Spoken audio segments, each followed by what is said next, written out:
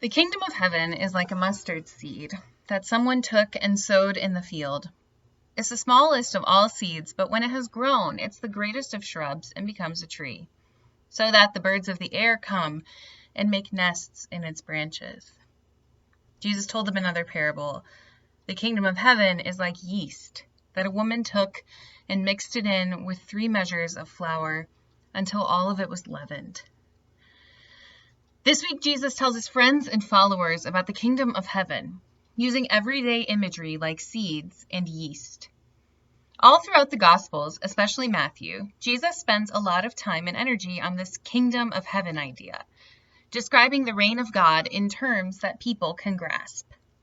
When Jesus talks about the kingdom of heaven, Jesus isn't talking about some far-off reality where we go after we die. Jesus isn't talking about what our cultural imagining of heaven might be. Jesus isn't describing something that exists after we have passed away. Instead, when Jesus talks about the kingdom of heaven, he is talking about the here and now. When Jesus is describing this new reality, he's putting forth the way the world could be, imbued with God's hope and justice, wholeness and equity for all people, all creation. The reign or kingdom, what I like to refer to as the kingdom of God, is my favorite theological concept. Knowing that Jesus' vision for the world as it could be, rooted in the power of the resurrection, that has the power to transform what is broken into something whole, gives me a lot of hope. But it can be hard to recognize God's reign coming to life around us, can't it? It is a challenge at times to recognize the hopeful good news, the vision of the world as it could be here and now. I think this was hard for the people who followed Jesus too. I wonder if their own expectations for grand change, for an overnight overhaul of the world as it was, a miraculous transformation into the world Jesus was imagining, got in the way of the community's ability to recognize the small ways that God's hopefulness was breaking out around them. After all, the people with whom Jesus is speaking live under the weight of an empire that oppresses and mistreats them.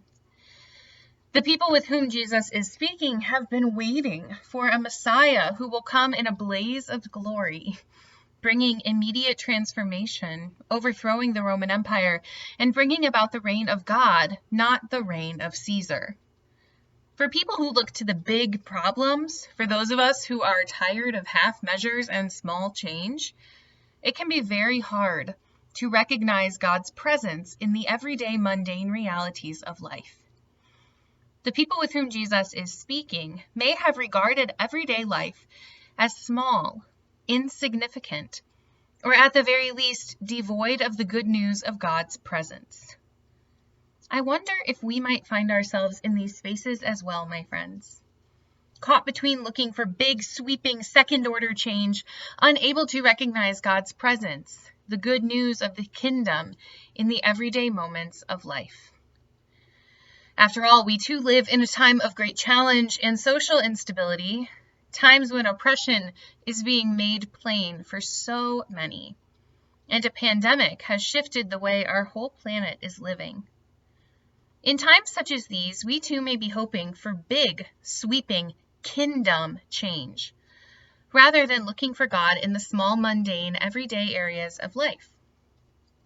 So often, our everyday existence, doing laundry, working, weeding the garden, going for a walk, parenting children, making meals, dealing with emergency issues in one's home, may seem like they are devoid of God's good news, devoid of the power of the resurrection, that God's reign of wholeness is missing while we wait for a pot of water to boil or watch another episode of that show on Netflix.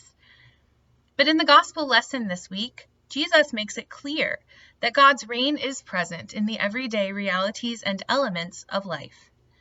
Things like yeast and seeds are what Jesus uses to make his point about the nature of God's reign.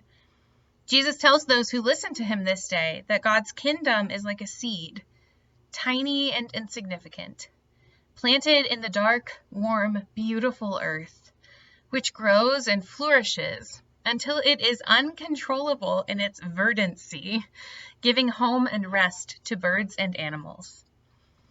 Jesus says that the reign of God, the kingdom of heaven, God's vision for creation, is like yeast that a woman mixed in with flour, folding, sifting, incorporating, until all the flour was ready to rise, thoroughly leavened, indistinguishable from the yeast. Jesus uses the small everyday things of life to illustrate God's dream for the world, letting those who receive this word know that God's dream and God's hope find their home in the everyday elements of life. God's reign is incremental, and it is strong, like dough rising on a warm counter, like a mustard seed poking its head up out of the topsoil, unfurling its sprout, and growing tenaciously until it has become the greatest of shrubs. Jesus doesn't choose big things or inaccessible things to bring to life the truth that God's vision of hope and wholeness can be found in small, everyday places. God is like a gardener planting a mustard seed. She's like the woman mixing the yeast, kneading the bread. God is planting seeds of hope, leavening the world with resurrection power, causing us to rise in the face of death and hopelessness. Sometimes our lives may seem small, mundane. Sometimes it may be hard to recognize the reign of God, the kingdom of heaven, coming to life in the midst of so much upheaval, or in the quiet moments of our lives.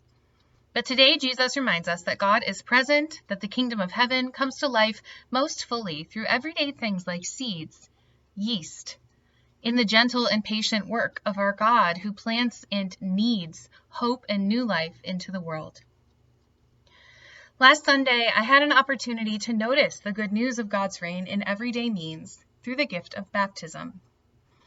After some planning and logistical maneuvering, I was able to meet with the Moylan and Kling families to baptize Ivy Jane Moylan, to welcome her into God's family and to bear witness to a visible sign of the kingdom of heaven and the power of resurrection revealed through the everyday means of water, love, and word.